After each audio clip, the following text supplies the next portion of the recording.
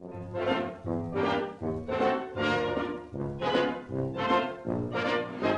evening, I'm Dr. Andrew Pendleton, and this is my house, and I'm real proud of it. I bought it in 1912 from Charles Gherkin and completely rebuilt it. I don't think there was a single nail left from the original house. I wanted it to be a showplace for my beautiful bride, a house suitable for a lady. Got me an architect from Norfolk. All of the exterior decorations came from Chicago and Cleveland. I don't think there was another house in Elizabeth City like it, not even close. Well, I know that some of you have heard the expression, the older people here, there's no food like an old fool. Well, I'm living proof of that. Because in 1910, I was 50 years old and single. Oh, I'd been married in my earlier years to a girl named Ada McLean. Met her on a ship in Florida, but marriage didn't agree with Ada. She decided she wanted to go back to Philadelphia and be an actress. And that was all right, because I don't think she would have ever fit in too well in Elizabeth City because of those red stockings she always wore. But anyway, after that, I kind of swore off of women. Well, time passed, and I was resigned to live in the solitary life till one day I walked in the new Fowler store, and my eyes fell upon Hazel Evans. She was 20 years old, prettiest thing I had ever seen, and it was love at first sight. Well, I never thought she would have an old goat like me, but she did. And we had 4 wonderful children. One of them still lives here in Elizabeth City, young Hazel. She lives out at a place called Riverwind. And I bet she still has that pretty red hair, just like a mother had. Well, anyway, I lived for 91 years, guess I accomplished right much. Got my medical degree in Philadelphia in 1884. My brother Charles lived in Key West, Florida, and suggested that I come there and practice medicine and open up a drugstore. And I did.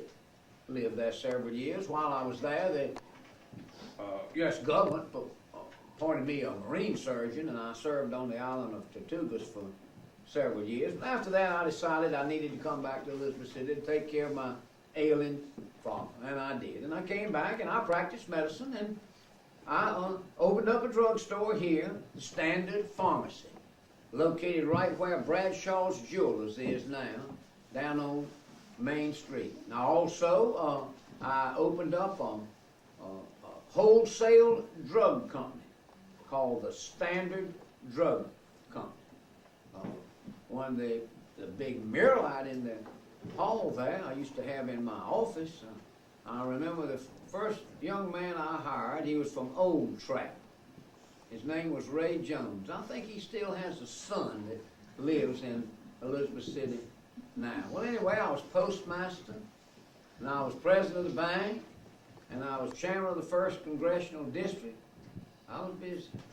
And this old house, I loved every square foot of it, particularly the porte-cochere, or the carport they're called now. I used to park my red automobile under that. I was the first person in Elizabeth City to have an automobile. I was a sport back then, I can tell you that. Well, anyway, I guess you're wondering about this wheelchair. Well, I developed diabetes, and we didn't have those miracle drugs then like you do now, so it was evident that I was going to lose my leg. Now, I don't know whether you ever known anybody to have a leg amputated or not, but that's what I faced. And I knew, being a medical doctor, that I could not take any anesthesia, anything to deaden the pain. So, I went over to the shipyard, my friend Ernest Sanders, and he made a trough for my leg. And we took me out to the Albemarle Hospital out on Riverside, not the hospital where you all have a hospital now, but out on Riverside. And I laid in it, and they put my leg in that trough. And all night long they packed ice on it. Just kept packing ice, packing ice. Froze her up good fashion. Next morning, Dr. Henry White whacked her on. I didn't feel a thing. That leg was so numb. I tell you, I was a tough old son of a gun back then. You know, the children, when they used to come visit here at the house, they used to be afraid of me because I was so old. And I used to tell them stories. And one of the favorite stories I told them was about I had patriotic hair. It was red, then it was white, and then it blew away. And that always worked most of the time. Well, anyway, when you came in, I was reading a letter. Here I wrote Hazel on her wedding day. It was a cloudy and drizzly day, and she was upset about we were going to be married on a rainy day. So I wrote her this letter. And I said, I regret, little girl, that the weatherman has been so unkind as to send you a day without the beautiful sun to smile upon you. But remember, my love,